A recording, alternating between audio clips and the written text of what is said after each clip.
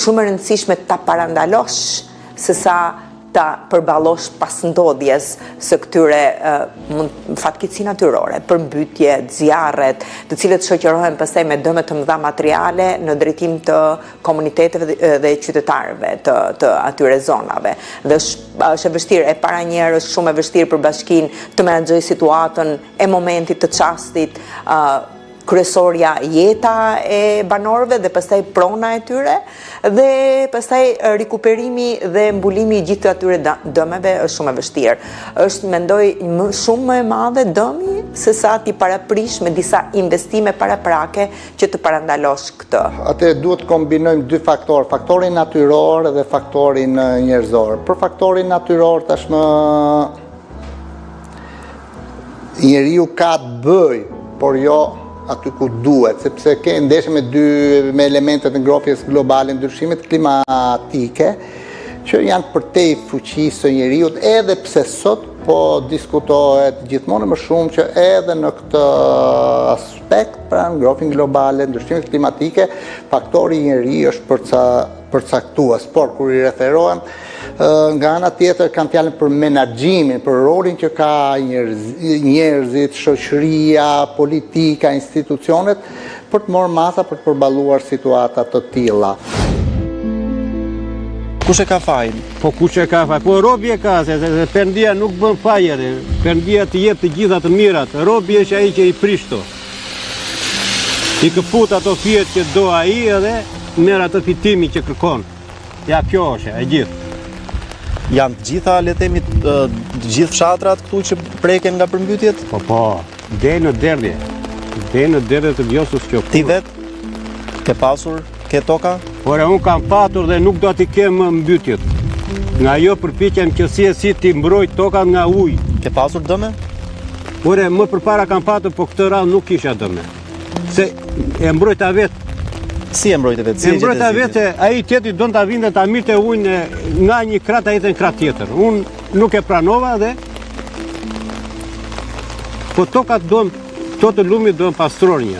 Kanalet U1, U2, U3 do pastror. Ndërkohë kjo është Vjosa është në ardhi akoma, ja. Vjosa që vjen që nga Greqia, malet e Pindit, e pas le të themi vazhdon në rrugtimin. Në këtë nivel sa që është sot, se duke qenë banor i zonës, ti e di, jemi në pikën kritike, jemi... Jo, shiko, kjo ullë disi tani, po jo është ullur fare, kjo është në shtratin e saj. Gjondi?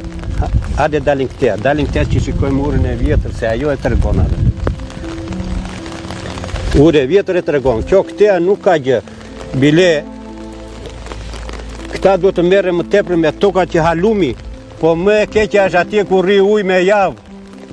Atje nuk bën dot gjë, as pem, as bar. Del shkret si punë e gurit. Cila është zgjidhja? Ma the pak në fillim. Zgjidhja duhet merret bashkia me këto gjëra, duhet pastroj kanalet në behar, se në dimër nuk pastrohet gjë. Punët e dimrit duhet bërë në verë, sepse ne zgjedhim që t'i bëjmë... Shiko, ne i vim nga mbrapa punës, duhet dal nga para.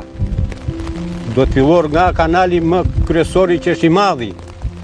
Në behar këj muhabet, kur është bapa 40, jo tani që është lagështis, ati as kavatoris vetëm, as që duhet pastruar të gjitha.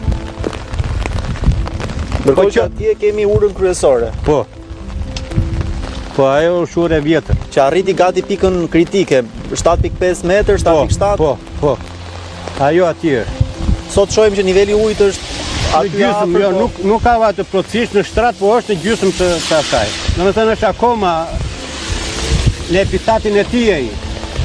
Me këto rreshje sigurisht që edhe mund të ngrihet. Si e ndjen, si e parashikon? Vit më i vështirë se sa të tjerët nga rreshjet dhe përmbytjet? Këtë radhë ka patur rreshje jashtë mase. Po neve sikur na mbriti Perëndia. Se e gjeti detin në Zbatice dhe e tërhoqi Vjosën. Se me ato fryje do kishe darë mbi e kurudha, jo mbi argjinatura, po mbi e kurudh. Po shqyr Zoti na mbrojti dhe ja ku jemi. Të shikojmë këtë të dytën tani, se para iku. Se akoma s'ka mbarur ajo pika më kryesore.